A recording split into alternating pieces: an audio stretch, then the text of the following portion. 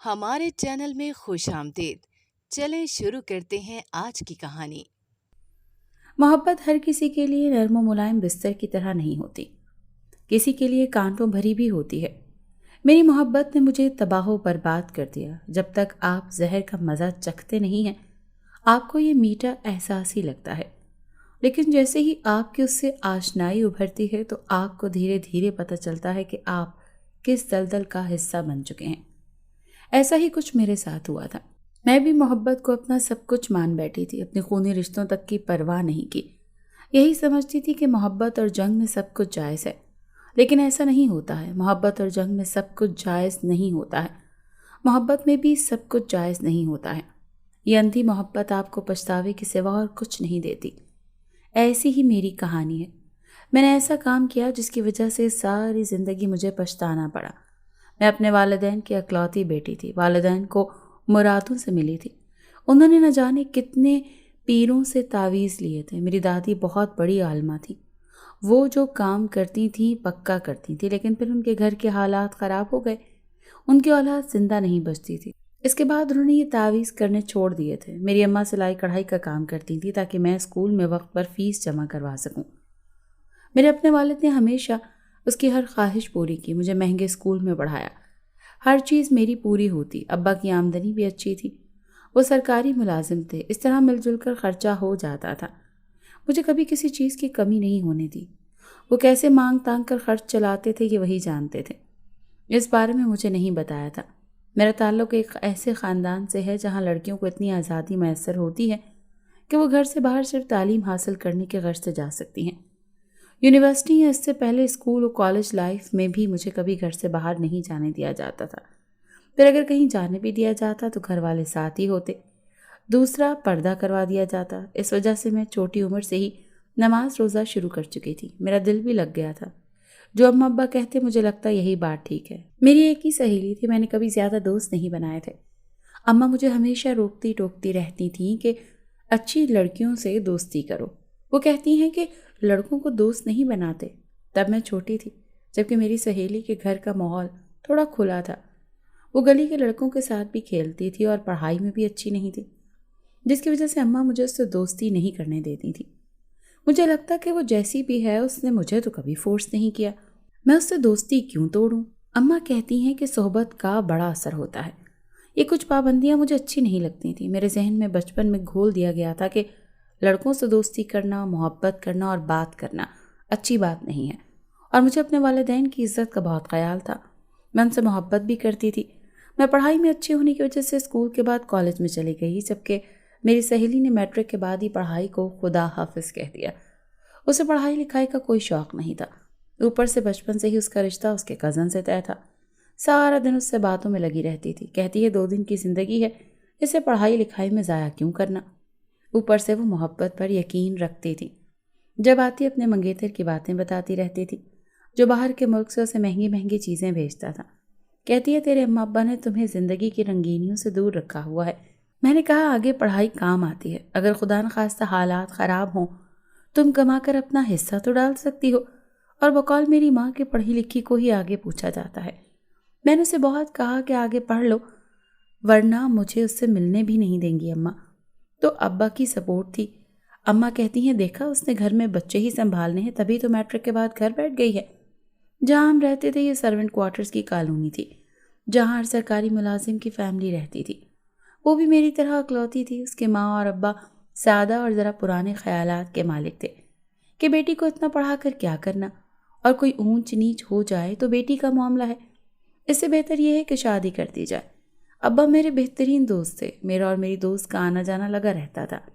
اگر میں پڑھائی کی وجہ سے نہ جا پاتی تھی، جو مجھے اماں کے پڑھنے والی مار سے مجھے ہمیشہ بچا لیتی تھی۔ آگے میں کالج میں بھی اچھے نمبر لائی تو ابا نے بہت کوشش کی۔ زندگی میں کچھ خواب دیکھے ہیں، ایسے جاتے ہیں کہ پورے ہو جائیں۔ میری سہیلی کہتی ہے تمہیں محبت ہو گئی تو کیا کرو گی؟ میں نے کہا مجھے محبت نہیں ہو سکتی، میں کسی کو اتنا سر پر نہیں چڑھاؤں گی۔ آگے سے ہنسنے لگی، کہتی محبت کی نہیں جاتی ہے تو خود بخود ہو جاتی ہے، یہ تو وہی کی طرح نازل ہوتی ہے۔ اس کی باتیں مجھے سمجھ نہیں آتی، سر سے گزر جاتی تھی۔ میں تو یونیورسٹی کے خواب دیکھنے لگی تھی، اپنے آپ کو فیوچر میں بڑی سی کرسی پر بیٹھا دیکھ رہی تھی۔ میرا یونیورسٹی میں داخلہ ہو جائے۔ یونیورسٹی کی فیس لاکھوں میں تھی۔ ایسے تو میرے اماں ابا بہت سادہ طبیعت کے مالک تھے، لیکن بچپن سے اب تک ایک عجیب چیز اپنے گھر میں دیکھ رہی تھی۔ میرے ابا سرکاری ملازم ہونے کے ساتھ نہ جانے ایسا کون سا کام کرتے تھے جس کا مجھے پتہ نہیں تھا، لیکن تجسس ضرور تھا کہ میں جان سکوں کہ ایسا کون سا کام ہے، کیونکہ کچھ تو غلط وہ دونوں کرتے تھے۔ روز باپ کے ساتھ الگ الگ لڑکیاں گھر آتی تھیں۔ میں پوچھتی یہ کون ہے تو اماں ڈانٹ کر بھگا دیتی، کہتی یہ کام کے سلسلے میں آئی ہیں۔ مجھے حیرت ہوتی کہ ابا کون سے بل گیٹس ہیں جن سے روز ان کو کام پڑ جاتا ہے، اور اماں کو برا بھی نہیں لگتا جب ابا اپنے ساتھ لڑکیاں لاتے۔ ویسے تو وہ مجھے بڑا روکتی ٹوکتی ہیں کہ لڑکوں سے دوستی نہیں کرنی، تو کیا ابا کے ساتھ لڑکیاں آتی ہیں وہ سب ٹھیک ہے؟ وہ میری جتنی ہوتی تھی، جن کی عمر 16 سال ہوتی۔ اماں ان لڑکیوں کو دیکھتے ہی خوش ہو جاتی تھی اور اسٹور میں لے جاتی۔ ابا دوسرے کمرے میں چلے جاتے اور اکٹھے باہر نکلتے۔ تو مجھے سمجھ نہ آتا دونوں کو الگ الگ کمروں میں ہو کر پتہ کیسے چل جاتا ہے۔ 4 گھنٹے بعد باہر نکلتی ہیں تو لڑکی نے نقاب کیا ہوتا اور اماں کی آنکھوں میں آنسو ہوتے۔ وہ گھبرائی رہتی تھی۔ یہی سب میں دیکھتی بڑی ہو رہی تھی۔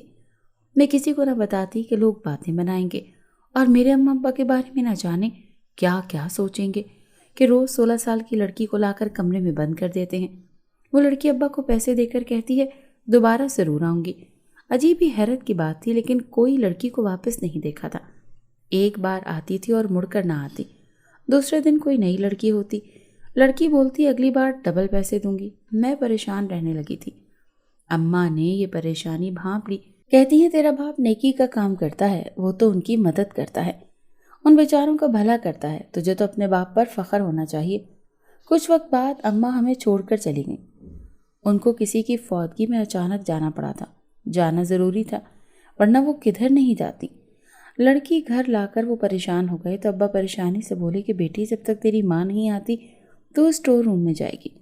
وہ مجھے کبھی نہ بھیجتے اگر کوئی اور عورت ان کے پاس ہوتی، لیکن اب ان کی مجبوری بن گئی تھی۔ مجھے بھی موقع مل گیا کہ میں رات سے پردہ اٹھا سکوں۔ میں مان گئی، پر پہلی بار میں ہی پیروں تلے سے زمین نکل گئی کہ لڑکی کمرے میں جا کر لیٹ گئی۔ تھوڑی دیر بعد اس کے منہ سے عجیب و غریب آوازیں نکلنے لگیں اور ہاتھ پاؤں مڑنے لگے جیسے وہ کسی تکلیف میں ہو۔ ابا نے کہا تم نے بس جا کر بیٹھ جانا ہے، یہ جو مرضی کرے اس کے پاس نہیں جانا۔ میں ڈر کر جم کر وہیں بیٹھی رہی۔ تھوڑی دیر بعد وہ نارمل ہوئی تو میں اسے لے کر باہر آ گئی۔ وہ پسینے سے بھیگی ہوئی تھی۔ اب مجھے سمجھ آئی کہ وہ اپنی بندش کو دور کروانے آتی تھی۔ میں نے اس لڑکی کے جانے کے بعد ابا سے کہا کہ مجھے آپ سب بتائے آخر یہ کیا ہے، میرا ذہن تو معاف ہو رہا ہے۔ کہتے ہیں تیری ماں اور میں تجھے اچھا پڑھانا لکھانا چاہتے ہیں، لیکن تیری اسکول اور کالج کی فیس اتنی زیادہ تھی کہ ہم سے پوری نہ ہوتی، اسی لیے میں نے بندش کا کام شروع کر دیا۔ تیری دادی سے سیکھا تھا، اسی لیے جو لڑکیاں بندش کا شکار ہوتی ہیں، گھر سے تنگی کا شکار ہوتی ہیں، ان کا کام کر دیتا ہوں، بدلے میں پیسے لے لیتا ہوں۔ میں چپ کر گئی، لیکن یہ کام ٹھیک نہیں تھا۔ میں نے کہا آپ یہ چھوڑ دیں۔ ابا نے کہا پھر تمہاری فیس کیسے ہوگی؟ میں نے کہا اللہ کوئی وسیلہ بنا دے گا، آپ رہنے دیں۔ اماں سے مشورہ کیا، وہ پریشان تھی، لیکن ابا نے کام چھوڑ دیا۔ زندگی میں اب سب ٹھیک ہو گیا تھا۔ میں اپنے بل بوتے پر داخلہ لے چکی تھی۔ اس بات کو ہم نے راز کی طرح دفنا دیا تھا۔ اب گھر میں سب کچھ بہت پرسکون تھا۔ اماں ابا بھی اس بات کو بھول گئے تھے۔ جیسے ہی یونیورسٹی جانے کا دن آیا، پھر سے ڈھیر ساری نصیحتیں کی گئیں۔ اماں کہتی ہیں وہاں ہر طرح کے لوگ ہوں گے، تم نے یہ بات یاد رکھنی ہے کہ تم صرف پڑھنے جا رہی ہو۔ میں محبت پر یقین نہ رکھنے والی لڑکی تھی۔ میرے نزدیک محبت سب فضول چیز ہے۔ ابا کہتے ہیں محبت صرف محرم سے ہوتی ہے، نامحرم کی محبت تو تباہ کر دیتی ہے۔ کہتے ہیں مجھے اپنی تربیت پر پورا یقین ہے۔ جہاں میں رہتی تھی، جس ماحول میں پلی بڑی تھی، ابا نے یہی کہا کہ ہماری عزت کا خیال رکھنا، ہم تمہیں اعلیٰ تعلیم تو دلوا رہے ہیں، دیکھنا وہاں لڑکوں کے چکر میں نہ پڑ جانا۔ میں یونیورسٹی سے آئی تو سہیلی کہتی ہے کسی لڑکے نے پرپوز کیا۔ میں ہنسی، اسے اس سب باتوں کے علاوہ اور کچھ نہیں سوچتا تھا۔ میں نے کہا میں وہ لڑکے دیکھنے تھوڑی جاتی ہوں۔ وہ ہنسی، کہتی ذیشان تو تم کو فدا ہے، تمہارے نام کی مالا جپتا ہے۔ میں کہہ دیتی کہ یوں نہ کہا کرو، وہ لڑکا اچھا نہیں ہے، ہماری گلی میں کوئی اسے اچھا نہیں سمجھتا۔ بات آئی گئی ہو گئی تھی۔ یوں نہیں جاتے مہینہ گزر گیا تھا، وقت گزرتا گیا اور مجھے خالی ہاتھ چھوڑ گیا۔ میں خزاں کے اس سوکھے اور بنجر ٹہنی کی طرح رہ گئی جس پر نہ کوئی پتا لگتا ہے اور نہ ہی کوئی پھل پھول لگتا ہے۔ مجھے محبت نے بدنام کر دیا۔ میرے اس کام کی وجہ سے رشتوں سے ہاتھ دھونا پڑا۔ میری سزا دن بدن بڑھتی جا رہی ہے۔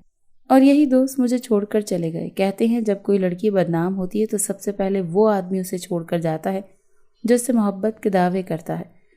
میں خلا میں اپنے بہتے ماضی کی یادوں میں مستغرق تھی۔ صبح سے ہی دل بڑا بے چین اور بوچھل سا تھا۔ ایک بے نام سی اداسی تھی۔ ماضی کی غلطیاں اور پچھتاوے مجھے اس طرح گھیرے لیتے تھے جو روح میں اترتی جا رہی تھی۔ میں تل ملا کر رہ گئی۔ پیلی بتی کی تیز روشنی میں میرا وجود ظاہری طور سے بھی اگنی کی زد میں تھا۔ کاش میں ماضی میں جا کر پنوں کو پلٹ سکتی۔ باطن دھڑا دھڑ جل کر راکھ ہو چکا تھا۔ اندر اندھیرا تھا اور تباہی کے سیاہ نشانات تھے۔ نوخیز خوابوں کی راکھ چلتی سانسوں کے دوش پر وجود میں ادھر ادھر بہہ رہی تھی۔ آنکھوں سے آنسو جاری تھے۔ یہ روز کا معمول تھا۔ اب تو ابا بھی بستر پر تھے۔ یہ سب میری وجہ سے ہوا تھا۔ میں نے ہی ان کو اس حالت تک پہنچایا تھا۔ وقت سے پہلے ہی اماں چل بسیں۔ لوگ کہتے ہیں یہ اپنی ماں کو کھا گئی۔ اب باپ کو بستر مرگ پر ڈال دیا ہے۔ میں 23 سال کی لڑکی 4 سال پہلے اپنی جوانی کے دنوں کی یاد میں کھوئی ہوئی تھی، جس کی خاطر یہ محبت کا بوجھ برداشت کر رہی تھی۔ اس سے زیادہ عمل دخل میری دوستی کا بھی تھا۔ وہ دن جب میں دل سے جوان تھی، جس کی خاطر میں اندھی ہوئی تھی، وہ اپنی زندگی میں خوش تھا۔ میں سارا دن جوتے گھستی رہتی تھی۔ خوبصورتی تو کہیں دفن ہو گئی تھی۔ چہرے پر فکروں کے سائے منڈلا رہے تھے۔ ہر وقت کی پریشانی نے مجھے بوڑھا کر دیا تھا۔ یہ فکریں انسان کو مار دیتی ہیں۔ یہ ان دنوں کی بات ہے جب میں روز یوں نہیں جایا کرتی تھی۔ گلی کے نکڑ پر بجلی کے کھمبے کے ساتھ ذیشان کھڑا روز میرا انتظار کرتا تھا۔ شروع میں وہ مجھے بس دیکھ کر مسکرا دیتا تھا۔ مجھے اس سے خاصا فرق نہیں پڑتا تھا۔ جہاں یونیورسٹی میں پڑھتی تھی وہاں اس سے خوبصورت لوگ رہتے تھے۔ وہ تو اپنے باپ کی کمائی کھاتا تھا۔ باپ سرکاری نوکری کرتا تھا اور ذیشان ہر سال فیل ہو جاتا تھا۔ اس کے بارے میں تو ہر نئی خبر محلے میں گردش کرتی تھی۔ وہ بریکنگ نیوز کی پٹی پر سرخیاں سمیٹتا رہتا تھا۔ مجھے ایسے لڑکے بالکل نہیں پسند۔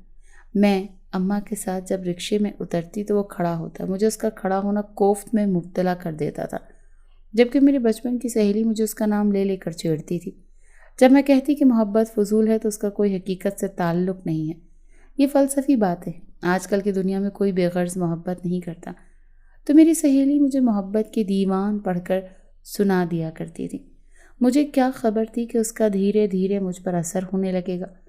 میں نے پیٹرول سے چلنے والے رکشے کی بے ہنگم سی آواز پر 10-12 گھر کے فاصلے پر کھڑے رکشے سے اترتی۔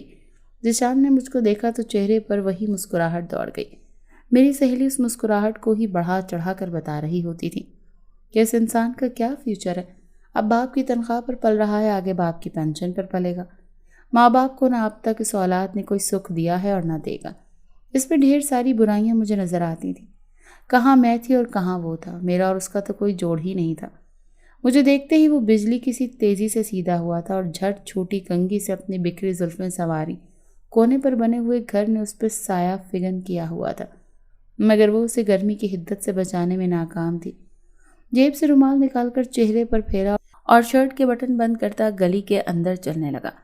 اسے دیکھ کر میرے منہ کے برے سے زاویے بنے۔ اماں کو جلدی نکل کر گھر جانے کا کہا اور ایک تو پہلے ہی یونیورسٹی سے لیٹ گھر آئی۔ اماں اتوار بازار سے گھر کا سودا سلف اور دیگر دوسری اشیاء لے کر آئی تھی۔ شاپر سنبھالتی ایک ہاتھ سے دوسرے ہاتھ میں منتقل کرتی میں بہت بیزار سی دکھائی دے رہی تھی۔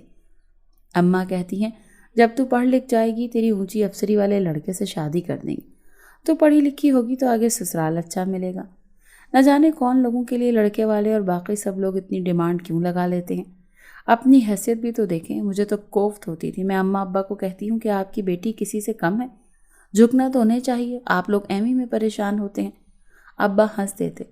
میں ان سے ہر بات شیئر کرتی تھی، ان کی ہر بات کو سنتی تھی۔ وہ مجھے بہترین نصیحت کرتے تھے۔ زندگی میں تو کوئی پریشانی تھی ہی نہیں، ان کے علاوہ مجھے کسی دوست کی ضرورت بھی نہیں تھی۔ اماں کیا 10-20 روپوں کے لیے بحث کرنا، دے دو نا، مجھ سے تو کھڑا نہیں ہوا جاتا گرمی میں۔ اب دوپٹے سے سایہ کرتی ہوئی سخت جھنجھلائی اماں نے مجھے ایسے دیکھا جیسے اب وہ محلے میں مجھے سخت بے عزت کرنا چاہتی ہوں۔ ہاں آئی بڑی حاتم تائی کی اولاد۔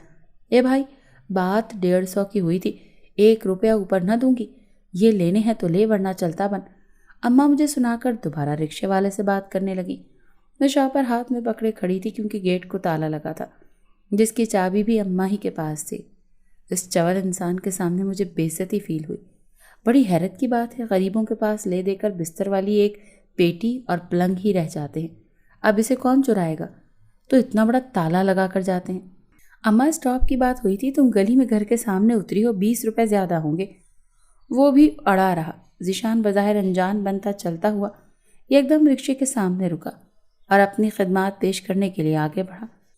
اس نے اپنی بونگی آواز میں بولا، خالہ لائیں سامان مجھے دے دے، میں پہنچا دوں گا گھر تک، اور اس رکشے والے سے بھی میں ہی نمٹ لوں گا۔ اس نے سامان لینے کے لیے ہاتھ آگے بڑھایا تو میں نے فوراً ساری تھیلیاں اسے دے دی اور ناز سے چلتی ہوئی گلی میں نکلی۔ گول سیڑھیاں جو پہلی منزل کو جاتی تھی انہیں عبور کر گئی۔ اگر وہ سامان کا تھیلا اٹھانا چاہ رہا تھا تو میں یہ بوجھ اٹھا کر اپنے کوارٹر پر کیوں جاتی؟ اگر مفت کا بکرا مل رہا ہو تو کیوں نہ اس سے فائدہ اٹھایا جائے؟ اس کے جاتے ہی اماں نے 150 روپے رکشے کو تھمائے اور خود بھی چلی گئی۔ رکشے والے ہمیشہ یوں ہی 30-40 زیادہ بتاتے ہیں، لیکن اماں انہیں پکڑ لیتی تھی کہ سادہ لوگوں کو دیکھ کر وہ فائدہ اٹھانے کی کوشش کرتے تھے۔ وہ بھی اپنا رکشہ لے کر فرار ہوا۔ میں نے اس بات کا ذکر سہیلی سے کیا، پھر وہ مجھے اکسانے لگی، کہتی غور سے میری بات پر غور کرو۔ میں اور ذیشان دونوں ایک ہی محلے میں رہتے تھے۔ جس عمر کا حصہ میں تھی یہاں آئے دن لڑکوں کو اور لڑکیوں کو محبت ہو جاتی تھی، پھر روٹتے مناتے رہتے تھے۔ مجھے یہ حرکتیں بڑی عجیب اور بچگانہ سی لگتی تھیں، لیکن پھر میری زندگی میں طوفان آیا اور مجھے محبت ہو گئی۔ ذیشان جو مجھ کو چاہنے کے دعوے کرتا تھا، پہلے پہل تو میں نے ذیشان کو نظر انداز کیا، لیکن ہمیشہ اس کو اپنا منتظر دیکھ کر، اپنے لیے اس کی آنکھوں میں بے پناہ چاہت دیکھ کر میرا کمبخت دل دھیرے دھیرے اس کی طرف مائل ہونے لگا۔ ہماری بھی دوستی ہو گئی، جسے جلد ہی انہوں نے محبت کا نام دے دیا۔ مجھے پہلے پہل ڈر لگتا تھا، خود سے کبھی میسج یا کال نہیں کی۔ وہ تڑپتا رہتا تھا، اگر وہ کال کرتا تو اکثر و بیشتر میں کاٹ دیتی۔ پہلے تو صرف یونیورسٹی میں بات کرتے تھے، جب میں گھر سے باہر ہوتی تو کبھی اس کی کال اٹھا لیتی۔ میری نظر اس نے تڑپتے منت کر کے میری سہیلی سے لیا تھا میرا نمبر، جو ہمارے گھر مشترکہ محلے میں رہتی تھی۔ بعد میں ہمارے رابطے فون پر ڈھیروں ڈھیر ہونے لگے۔ میں ساری رات ذیشان سے بات کرتے گزار دیتی۔ اس کے اور میرے والد نے کسی بھی معاملے میں کبھی اس پر کوئی روک ٹوک نہیں کی، کیونکہ میرے ابا کو اپنی بیٹی پر پورا اعتبار تھا اور میں 4 دن کی جھوٹی محبت میں اندھی ہو کر اپنے باپ کا اعتبار توڑ رہی تھی۔ میں یونیورسٹی سے تھکی ہوئی آتی اور آتے ہی صوفے پر ڈھہ جاتی۔ اماں آرام کے غرض سے کام کرنا کہتی اور میں میسج پر باتیں کرنا شروع کر دیتی۔ میں نے اپنی سہیلی کو بتایا تو اس نے مجھے بہت بڑھاوا دیا، کہتی ہے تم شیر ہو، تم نے بہت اچھا کیا ہے۔ مجھے جو دل میں تھوڑا بہت ڈر تھا وہ بھی ختم ہو گیا تھا۔ کبھی کبھار ضمیر کہتا تھا کہ تم غلط کر رہی ہو، اپنے باپ کا بھروسہ توڑ رہی ہو، لیکن میں نے خود کو بہت سی باتیں اور نصیحت کر کے سمجھا لیا تھا۔ جب آپ غلط کام کرتے ہیں تو دھیرے دھیرے ضمیر بھی آپ کو جھنجھوڑنا چھوڑ دیتا ہے، آپ کو روکتا نہیں ہے، آپ کو گناہ میں لذت آنے لگتی ہے، نامحرم کی بے حیائی کی باتیں اچھی لگنے لگتی ہیں۔ مجھے بھی یہی سب اچھا لگنے لگا تھا۔ دونوں کی ایک عرصے سے ایک دوسرے سے آشنائی تھی، دھیرے دھیرے مجھے وہ اچھا لگنے لگا تھا۔ وہ اماں کی بہت عزت کرتا تھا۔ اس میں بہت عمل دخل میری سہیلی کا بھی تھا، جو مجھے کہتی محبت بری چیز نہیں ہے، اگر کوئی اولاد کو اچھا لگے گا زندگی تو تم نے گزارنی ہے، جب تمہیں کوئی خوش رکھے گا تو تمہارے والدین خود بخود خوش ہو جائیں گے۔ اس کی باتیں مجھے کسی حد تک ٹھیک لگی تھی۔ محبت نامی منزل پر ہم دونوں نے تازہ دستک دی تھی۔ نہ ہی ذیشان کوئی حسن کا دیوتا تھا اور نہ ہی میں پری پیکر، عام سی تھی۔ ہم دونوں ہی عام شکل و صورت کے مالک تھے۔ میری طرف سے پازیٹیو رسپانس دیکھ کر وہ بہت خوش ہوا تھا، گویا اس کی عید ہو گئی تھی۔ کوئی مجھے ایسے چاہتا تھا، مجھے بھی یہ سن کر اچھا لگتا تھا۔ ہر لڑکی کی طرح میری بھی چاہت تھی میرا کوئی عاشق ہو۔ دوست کو میں ہر بات بتاتی تھی اور وہ ہنس ہنس کر سنتی اور میری خوش نصیبی کا تذکرہ نہایت عمدہ الفاظ میں کرتی تھی۔ ذیشان مجھے ہمیشہ کہتا کہ تمہیں تحفہ دینا چاہتا ہوں۔ مجھے اس سے لینے میں دلی طور پر تو کوئی قباحت نہ تھی، لیکن اماں کا ڈر تھا۔ انہوں نے ہر طرح کا سوال کرنا تھا اور آخر میں سارا قصور میری سہیلی کا نکل آنا تھا۔ میں اور وہ گزشتہ سالوں سے ایک دوسرے سے بہت مانوس ہو چکے تھے۔ اس عرصے میں بہت کم راتیں ایسی تھیں جس میں ہماری گھنٹوں باتیں نہ ہوئی ہوں، اور شاید ایسی کوئی رات ان پہ روٹھنا وقتی اور میں نہ ہو جس میں ہم آنے کو تکرار بنا کر روٹھے نہ ہوں۔ مگر مجھے بھی محبت کر کے مزہ آنے لگا تھا۔ میں اپنی دوست کی ساری باتوں پر ایمان لے آئی تھی۔ ایسے ہی صبح ایک دوسرے کی آواز سنے بغیر ہم بستر سے باہر نہیں نکلتے تھے، اور سب سے پہلا کام شیشے کے سامنے کھڑے ہو کر دوسرے کو دیکھنے کے احساس سے دن کا آغاز کرتے تھے۔ یوں بہت خوشگوار شب و روز گزر رہے تھے۔ مجھے یقین تھا وہ میرا عاشق ہے، اور میرا عشق ہے۔ یوں ہی دن گزرتے جاتے اگر گھر میں میرے رشتے کی بات نہ چل پڑتی۔ میری پڑھائی مکمل ہو گئی تھی، بس آخری پیپرز رہ گئے تھے۔ اماں تو ایسے سینہ چوڑا کر کے سب کو بتاتی تھی۔ اماں اور ابا کے جاننے والوں میں کوئی اتنا پڑھا لکھا نہیں تھا، اوپر سے اماں ابا خود اکلوتے تھے، ارد گرد میں کوئی اتنا پڑھا لکھا نہیں تھا۔ اسی لیے اماں ابا جہاں جاتے انہیں تعریفیں ہی سننے کو ملتی تھی۔ جہاں بیری ہوتی ہے وہاں پتھر تو آتے ہیں۔ اسی طرح میرے بھی رشتے آنے لگے۔ ہر نماز میں دعا کرتی تھی کہ رشتے سے انکار ہو جائے، ہر بار میری دعا قبول ہو جاتی۔ ایک ڈر سا لگا رہتا تھا۔ ذیشان نے نوکری کی تلاش شروع کر دی اور جدوجہد مزید بڑھا دی تھی۔ وہ بھی کہاں میرے بغیر رہ سکتا تھا۔ اماں تو پریشان کرتی کہ ہر رشتہ ریجیکٹ ہو جاتا ہے۔ انہوں نے دعائیں لمبی کر لی تھی۔ میرا اچھے گھر سے رشتہ آیا، والدین نے شادی طے کر دی، مجھ سے پوچھا بھی نہیں گیا۔ جو ہم کہیں گے یہ وہی کرے گی۔ کہتے ہیں تمہیں اتنا پڑھایا لکھایا ہے، اس چیز پر تو ہمارا حق بنتا ہے۔ دوست کو بتایا تو بولی ہاں تو کیا تم اس کنگلے ذیشان سے شادی کرو گی جو کچھ کماتا نہیں، باپ کے سرونٹ کوارٹر میں رہتا ہے؟ میں نے تو دوست کو کہا تم ہی مجھے محبت کے مشورے دے رہی تھی، کہہ رہی تھی محبت تو سب کچھ ہے، اب محبت کوئی تو تم کہہ رہی ہو کہ ابا جدھر کہہ رہے ہیں ادھر شادی کر لو۔ ذیشان میں تو مجھے ڈھیر عیب نظر آتے تھے، اب ایک عیب نظر نہیں آتا تھا۔ اس کے بارے میں محلے میں کوئی بات ہوتی تو مجھ سے اس کی برائی سنی نہیں جاتی تھی۔ شاید محبت میں محبوب کا کوئی عمل برا نہیں لگتا، اس کی ہر ادا ہی محبوب لگتی ہے۔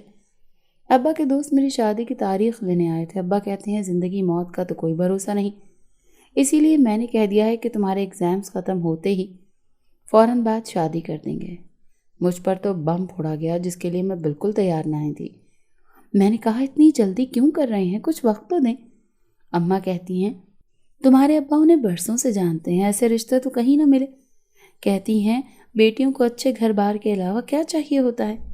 ان کی بات سے میں تو بالکل اتفاق نہیں کرتی تھی۔ جیسے جیسے شادی کے دن قریب آ رہے تھے میرا دل بد دل ہوتا جا رہا تھا۔ ابا نے کوئی کسر نہ چھوڑی تھی شادی کو شاندار بنانے میں۔ پورے گھر کو پھولوں اور لائٹ سے سجایا گیا تھا۔ ابا نے آفس سے لون لیا تھا۔ ابا نے کالا جادو کا توڑ کرنا تو چھوڑ دیا تھا، اتنے عرصے سے پہلے وہ تعویذ کرتے تھے۔ ساری رات میں ذیشان سے باتیں کرتی روتی رہتی تھی۔ اس نے کہا بھی کہ اگر تم نے مجھ سے شادی نہ کی تو میں مر جاؤں گا، ایسی زندگی سے تو موت بہتر تھی۔ مجھے اپنے اماں ابا ظالم لگنے لگے تھے۔ میرے لیے سب کچھ وہ 2 دن کی محبت ہی تھی۔ یہ والدین ظالم لگنے لگے تھے جنہیں اپنے بچوں کی پرواہ نہیں تھی۔ پہلے میری منگنی رکھی گئی، وہ لوگ آئے اور بولے ان کے اکلوتے بیٹے کی شادی ہے، اسی لیے وہ ہر فنکشن کو خوب انجوائے کرنا چاہتے ہیں۔ گھر میں ہر طرف گہما گہمی مچی ہوئی تھی۔ آج ان کی اکلوتی بیٹی کی منگنی تھی۔ ابھی منگنی پر ایسی دھوم دھام کی گئی تھی۔ ذیشان کہتا ہے میں اپنی اماں کو بھیجتا ہوں، میں تیرے بغیر نہیں رہ سکتا ہوں۔ لیکن مجھے ڈر تھا کہ ابا نہ جانے کیا کہیں گے، وہ بیچارہ تو ایسے ہی بدنام ہے۔ میری خاطر اب وہ نوکری بھی تلاش کرنے لگا تھا۔ ابا پریشان سے سارے گھر میں انتظامات دیکھ رہے تھے، کہتے ہیں کوئی کمی نہ رہ جائے۔ منگنی کی ساری تیاریوں کی ذمہ داری انہی کے کاندھوں پر تھی۔ لڑکے والوں نے بیش قیمت جوڑا دیا تھا۔ اماں کہتی ہیں تو اتنی خوش نصیب ہے، تیرے سسرال والے تیرے لیے اتنا کچھ کر رہے ہیں۔ میں نے اماں کو کہا کہ میں شادی نہیں کر سکتی۔ اماں کہتی ہے منوس تجھے اس لیے یونیورسٹی بھیجتے تھے، تیرے لیے میں نے اتنی محنت کی، تیرا باپ تعویذ کرنے لگا کہ تیرا داخلہ ہو جائے، اور راتوں کو جاگ جاگ کر تجھے سلایا۔ کون ہے، کس سے عشق فرما کر ہمارا منہ کالا کروانے پر تلی ہوئی ہے؟ اماں کی آواز اتنی اونچی تھی کہ باہر مہمانوں نے سن لی۔ میرے ہونے والی ساس اندر آ گئی، کہتی ہیں ہائے ایسی شریف بیٹی ہے آپ کی کہ عشق فرما رہی ہے۔ ہم سمجھے شریف والدین ہیں، بیٹی کی تربیت میں کوئی کمی نہیں چھوڑی ہوگی۔ میں اپنے اکلوتے بیٹے کے لیے ایسی بہو نہیں لانے والی۔ ہم خاندانی لوگ ہیں، ہمیں نہیں کرنا ایسے لوگوں میں رشتہ کہ بیٹی کے پہلے سے بھی یار موجود ہوں۔ اماں کو منگنی کی انگوٹھی دیتے ہوئے کہا اپنی بیٹی کو سنبھال کر رکھیں۔ ابا کا سر جھکا ہوا تھا۔ میرا دل کیا زمین پھٹ جائے اور میں اس میں سما جاؤں۔ سب لوگ باتیں بناتے ہوئے وہاں سے چلے گئے۔ مہمانوں سے بھرا ہوا گھر ایک ہی پل میں کھنڈر نما لگ رہا تھا۔ چاروں طرف خاموشی تھی۔ اماں نے بے بسی سے مجھ کو دیکھا، جس کا ڈر تھا شروع سے مجھے بتایا کہ سنبھال کر قدم رکھنا ہم سفید پوش لوگوں کے پاس ایک عزت ہی تو ہوتی ہے۔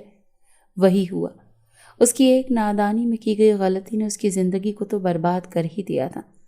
اماں کہتی ہیں اس سے پہلے تو مر کیوں نہیں گئی؟ آج سے تیرا میرا رشتہ ختم ہے۔ بول دے اس لڑکے کو بھیجے اپنے گھر والوں کو جس کی بدمعاشی کے قصے مشہور تھے۔ میں رونے لگی۔ میرا دل بار بار مجھے ملامت کر رہا تھا کہ اپنے والدین کو دکھی کر کے کوئی سکھی نہیں رہ سکتا ہے۔ ابا نے تو مجھ سے بات کرنا ہی چھوڑ دی تھی۔ میری منگنی کے ٹوٹنے کا اڑوس پڑوس کو علم ہو گیا تھا۔ میں خود چاہتی تھی کہ ذیشان مجھے کال کرے، لیکن میں ہفتہ انتظار کرتی تھی۔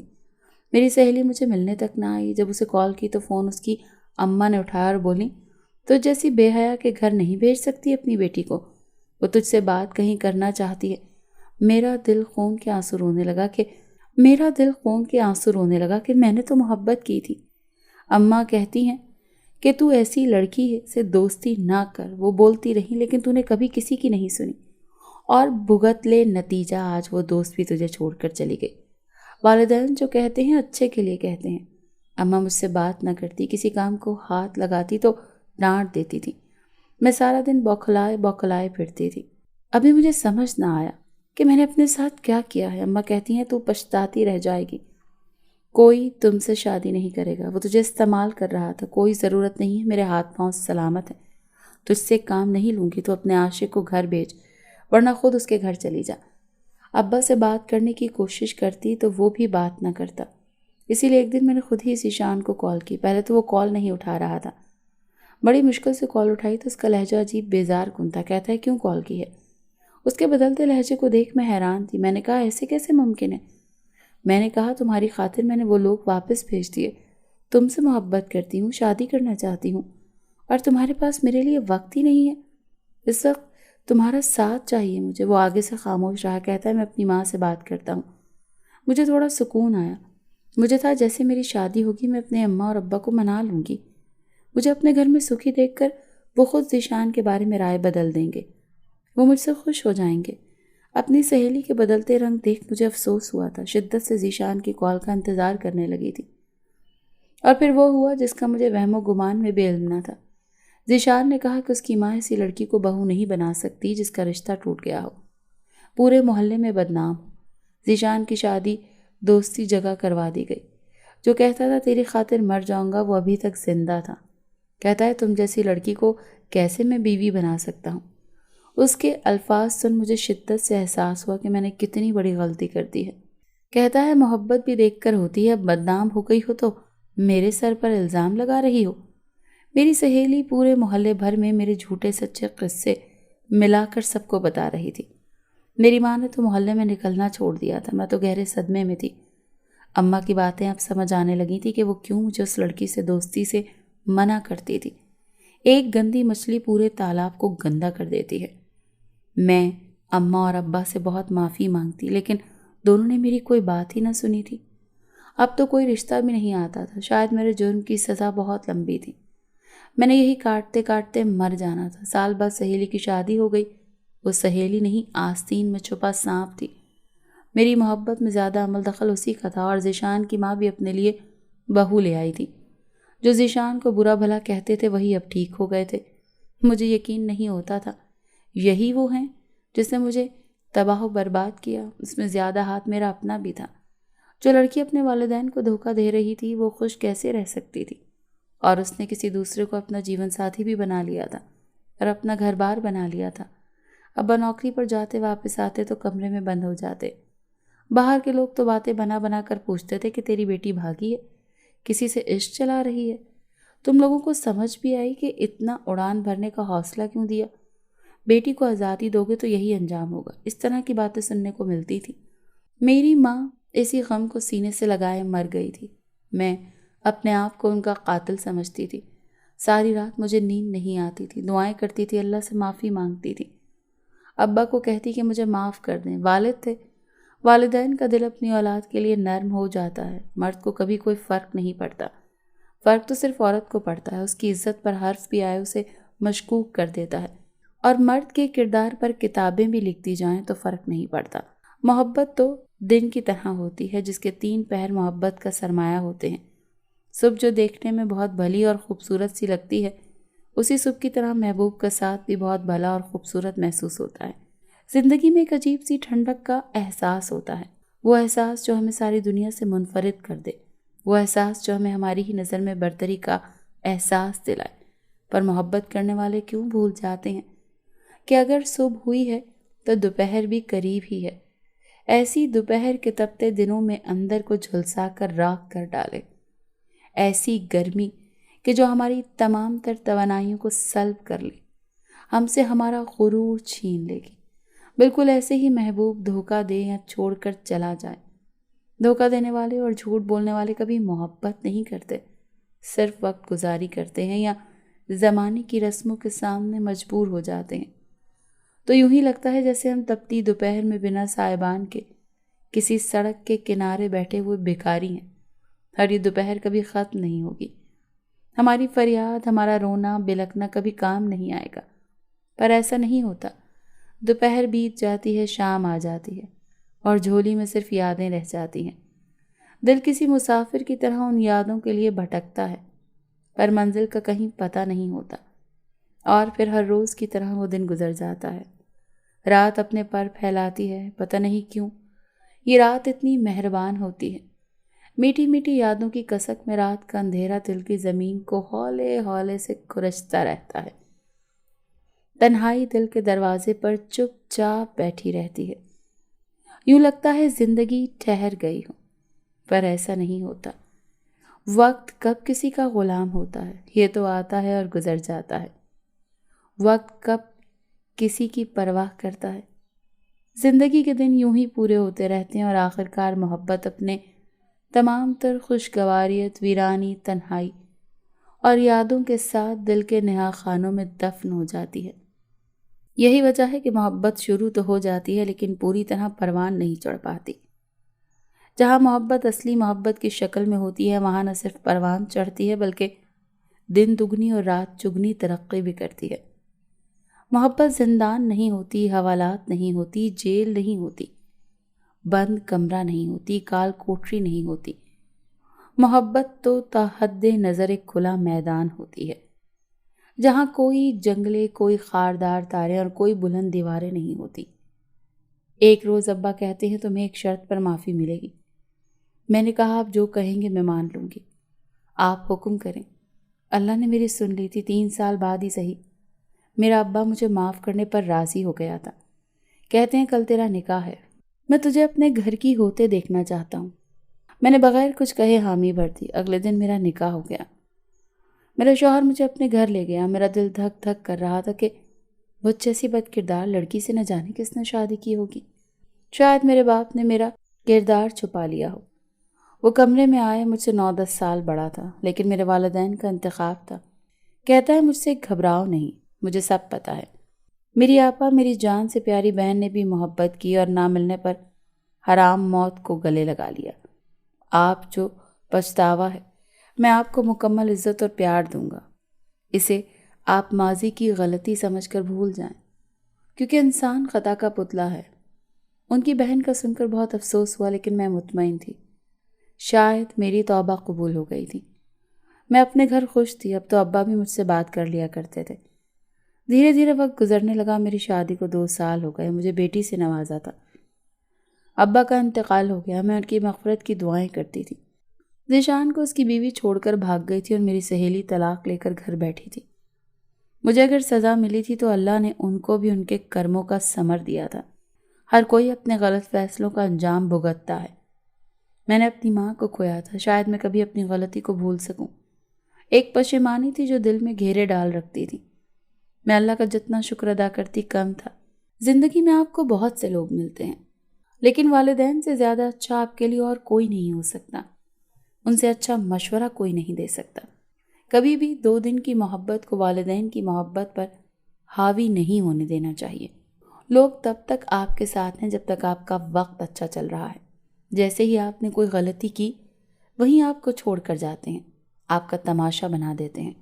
اصلی اور نسلی دوست بھی قسمت والوں کو ہی ملتے ہیں، اور خراب دوست آپ کی زندگی تباہ کر دیتے ہیں۔ اپنے ارد گرد ایسے لوگوں کا گروہ بنانا چاہیے جو اچھے اور کھرے ہوں۔